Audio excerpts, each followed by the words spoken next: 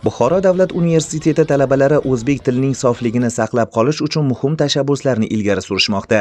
Bitta xato so'zni ko'rib qolsak ham o'zbek tilidagi so'zni biz endi qaror qildikki, barcha yoshlar shuni o'sha do'kon egasiga, keling do'kon peshtoqida bo'ladigan, masalan, kitobda bo'lsa kitob muallifiga biz murojaat qilamiz, shuni tuzatishga harakat qilamiz deb. Endi tasavvur qiling, bu bitta fakultetning o'zida 1000-2000 talaba o'qiydi-yu, keling mayli shuni yarmisi ham amalga oshganda, demak ko'chalarimizdagi o'sha peshtoqlardagi 500 ta 600 ta so'zni keling bir kunda bo'lmasa bir haftada biz tuzalishga erishishimizni o'zi bir yoshlarimizni demak tashabbusi, yoshlar tomonidan chiqqan bir ajoyib taklif bo'ldi. Biz albatta bundan xursandmiz. Qolaversa, oliygohning barcha fakultetlari tomonidan o'zbek tilining xalqimiz ma'naviy hayotdagi o'rni, uning milliy shakllanishdagi roli haqida keng targ'ib qilish maqsadida ilmiy badiiy uchrashuvlar, tadbirlar tashkil etib kelmoqda.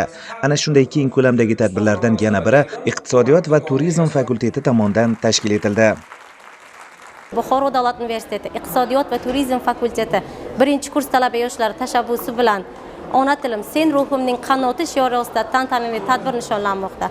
Bu tadbirni o'tkazishdan maqsad yoshlarimizga ona tilimizni, milliy qadriyatlarimizni chuqurroq anglatish va vatanparvarlik ruhida tarbiyalashga xizmat qiladi.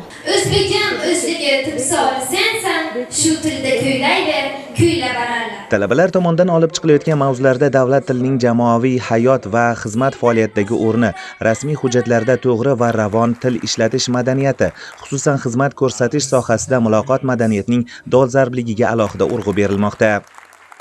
Har bir xalqning eng katta boyligi bu uning tilidir. Til millatning yuragi, ruhidir. Agar til yo'qolsa, millat ham yo'qoladi. Shunday ekan, bugungi kun 21-oktyabrni biz shunchaki bayram sifatida emas, balki o'z tilimizni e'tirof etish uchun bosh ko'taradigan, faxrlanadigan kun sifatida nishonlasak yaxshi bo'lar edi. Bugungi kunda o'zbek tili faqat O'zbekiston doirasida emas, balki butun dunyoda tan olinmoqda. Endilikda o'zbek tili dunyoning top nufuzli universitetlari qatorida bo'lgan Oksford universitetida ham o'qitiladi.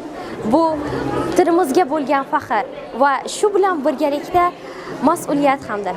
Sahna ko'rinishlarida o'zbek tilining shakllanish tarixi, ajdodlarimizning bu tildagi ijod yo'li ifodalandi. Ijro etilgan milliy kuy-qo'shiqlar barchaga bayramona kayfiyat ulashdi.